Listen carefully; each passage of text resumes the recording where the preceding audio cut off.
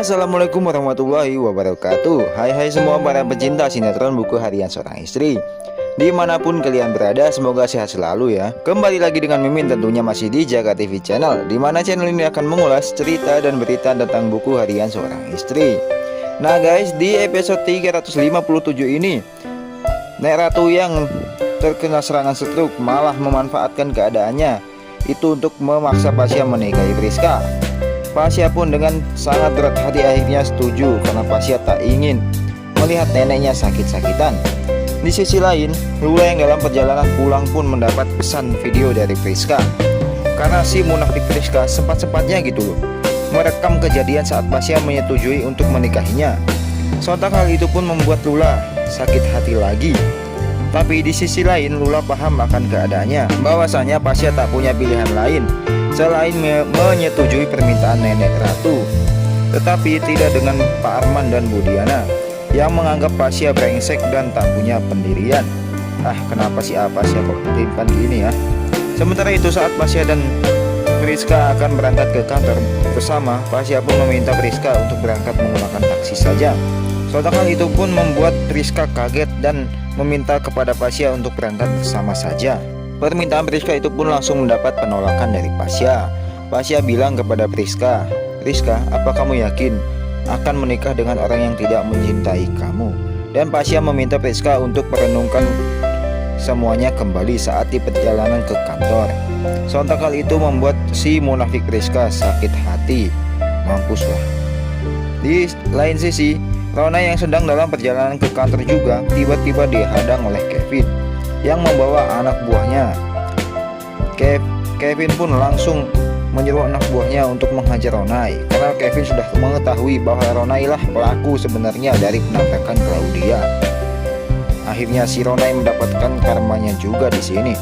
Ronai yang sudah kapang bonyok pun malah berhasil kabur dan ingin meminta perlindungan dari Dewa, karena Ronai berpikir Dewa akan melindunginya demi Olivia. Sementara itu, Dewa yang sedang menyiapkan tempat untuk momen romantisnya dengan Nana malah mendapat gangguan dari Kevin, karena Kevin menyangka Dewa telah menyembunyikan Ronai. Dewa yang tak tahu apa-apa pun bingung dan mengatakan kepada Kevin bahwasanya kalau dia mengetahui Ronai ada di sini pasti akan menyerahkan Ronai kepada Kevin. Tapi si kurang ajar Kevin lantas tidak percaya begitu saja dan pergelutan pun akhirnya terjadi di sana ya guys. Kevin langsung menyuruh anak buahnya untuk menyerang Dewa, Pasya dan juga Lucky. Saat baku hantam terjadi, tak sengaja kertas desain milik Dewa terjatuh dan itu membuat Dewa marah dan mengamuk kepada Kevin. Kevin yang menjadi sasaran amukan Dewa pun langsung melarikan diri dan meminta anak buahnya untuk mundur juga.